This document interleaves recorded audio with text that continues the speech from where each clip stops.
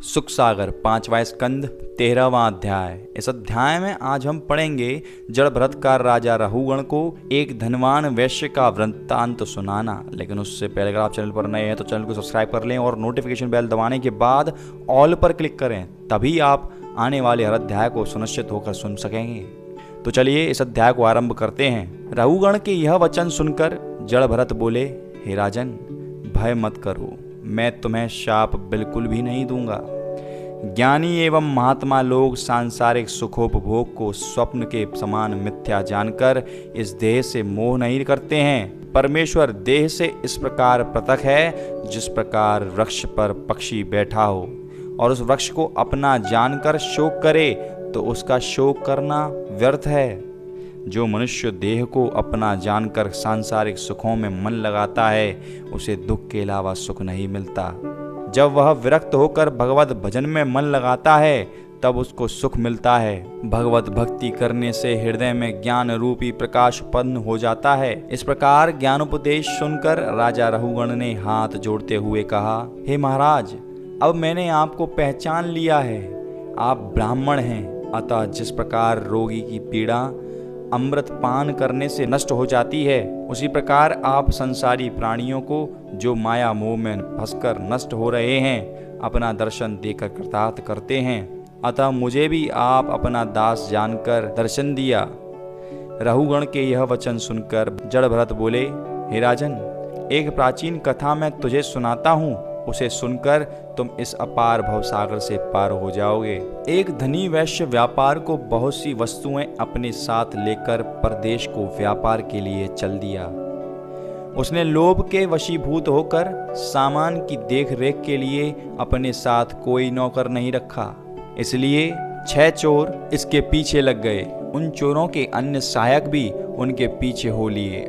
थोड़ी दूर नगर से बाहर जाकर वह वैश्य मार्ग भूल जाने के कारण एक ऐसे जंगल में जा पहुंचा जहां कोसों तक किसी भी बस्ती का नामो निशान भी न था।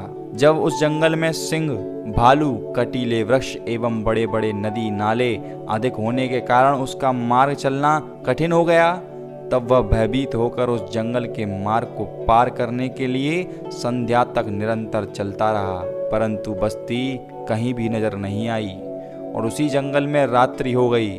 जब वह वैश्य रात्रि में चलते चलते एक नाले के समीप पहुंचा, तब वहीं 6 चोर एवं अन्य उसके सहायक उसका सब माल लूटने लगे। उस समय वैश्य ने रोते हुए अपने मन में सोचा कि इसमें जो माल बच जाएगा उसी से मैं अपना व्यापार कर लूंगा। तब जो माल वह वैश्य बचाता था, चोर उसी को लूट लेते थे। इस प्रकार उन्होंने उसका सारा माल लूट लिया। तब वह वैश्य घबराकर उस जंगल में रात्रि को अपने रहने के लिए स्थान खोजने लगा, परंतु उसे कोई स्थान रहने के लिए दिखाई नहीं दिया। तब वह सिंह एवं हाथियों की दहाड़ को सुनकर डर के मारे थरथर कांपता हुआ मार्ग में चला जा रहा था। जब कहीं सर्प एवं बिच्छू देखता तो घबराकर ठोकर खाकर गिर पड़ता था। जब कहीं पांव में कांटे लग जाते थे तो किसी पेड़ के नीचे बैठे कांटे निकालकर थोड़ी देर आराम करने लगता, तो उस पेड़ पर उल्लू का भयानक शब्द सुनकर वहां से भी भागने लगता। फिर कभी जंगल में आग लगी देखकर उसके डर से दूसरी ओर दौड़ने लगता। उसी विपत्ति में दौड़ते हुए एक सूखे कुएं में गिर पड़ा। उस कुएं पर एक बरगद का पेड़ था। उस वृक्ष की एक डाली कुएं में लटक रही थी। जब वैश्य आधे कुएं तक पहुंचा तब वह तुरंत ही उस डाली को पकड़कर लटक गया। उस कुएं में नीचे एक सर्प बैठा था। तब अंधेरी रात में बिजली चमकने के कारण उसने देखा कि कुएं में सर्प फन फैलाए हुए बैठा है और जिस वृक्ष की डाली को पकड़कर वह लटक रहा है उस डाली के ऊपर से 2 चूहे श्याम और श्वेत वर्ण के काट रहे हैं। तब उस वैश्य ने मन में सोचा कि कुएं में कूदता हूँ तो सर्प के काटने से मर जाऊंगा और यदि नहीं कूदता हूँ तो चूहों द्वारा वृक्ष की डाली कट जाने से सबके मुंह में जा गिरूंगा। इसी सोच विचार में वैश्य लटका रहा। उस बरगद के वृक्ष में एक शहद का छत्ता लगा था। डाली हिलने के कारण शहद की एक एक बूंद टपक कर वैश्य के मुंह में गिर रही थी। ऐसे संकटकालीन समय में वह वैश्य शहद की बूंदें प्राप्त होने से अत्यंत प्रसन्न होता था। इसी प्रकार वैश्य की आयु कुएं में लटकते हुए बीत गई। उसे निकालने वाला वहां कोई न पहुंचा। जब एक दिन उन दोनों चूहों ने ऊपर से डाली काट दी, तब वह कुएं में गिर पड़ा और सर्प के काटने से मर गया। इतनी बात सुनकर राजा ने जड़भरत से कहा, हे महाराज, मुझे बड़ा आश्चर्य होता है कि यह बनिया एक बूंद शहद खाकर प्रसन्न रहा और डाली पकड़कर ऊपर क्यों नहीं चढ़ा। यह वचन सुनकर जड़भरत बोले, हे राजन, ऐसी ही तुम्हारी और सब संसारी मनुष्यों की दशा है। सब मनुष्य अनेक तरह के उद्यम करके परिवार का पालन करते हैं, परंतु उनको कभी संतोष न होकर प्रतिदिन लोभ बढ़ता जाता है और उनको इतना भी अवकाश नहीं मिलता कि वह घड़ी भर अपने पैदा अथवा पालन करने वाले श्री नारायण जी का नाम भी नहीं ले सकते।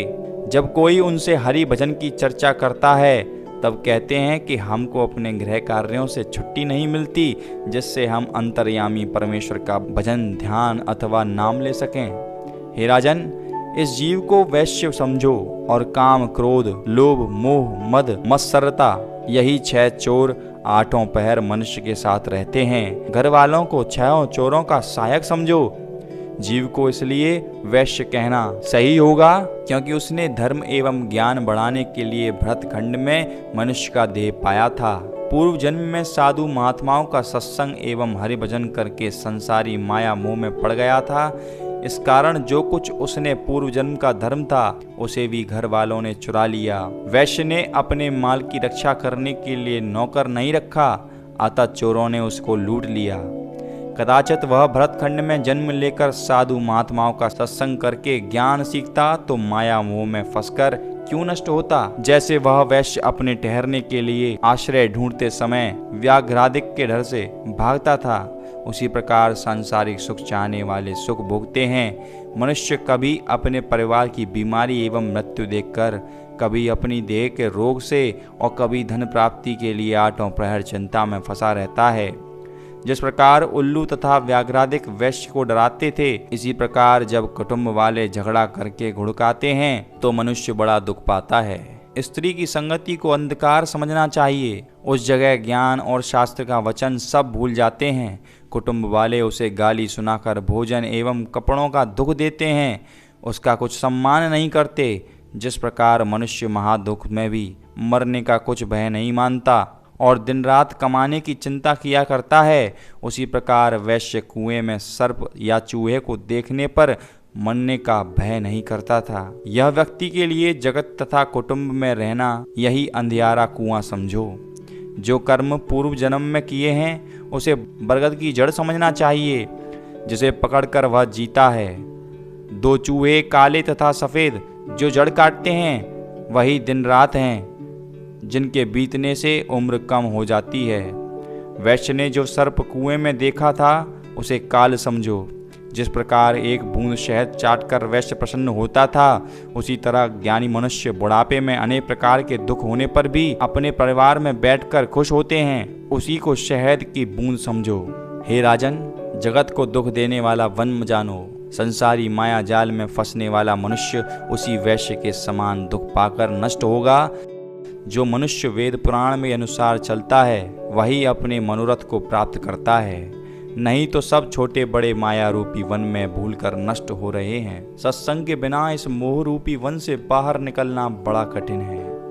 और इसी प्रकार यहाँ पर 5वें स्कंद का 13वां अध्याय समाप्त होता है। लेकिन अगर आपने अभी तक सुख सागर के बाकी अध्यायों का श्रवण नहीं किया है तो उन सभी अध्यायों का लिंक डिस्क्रिप्शन में दिया गया है, जहाँ से जाकर आप सभी अध्यायों को सुन सकते हैं। एक हमारी विनती भी है आपसे कि इस अध्याय को लाइक करें और कम से कम 10 लोगों को शेयर अवश्य करें, ताकि हमारे जितने भी भारतीय लोग अपनी संस्कृति से विमुख हो चुके हैं उन्हें हम वापस से अपनी संस्कृति की ओर रुझा सकें।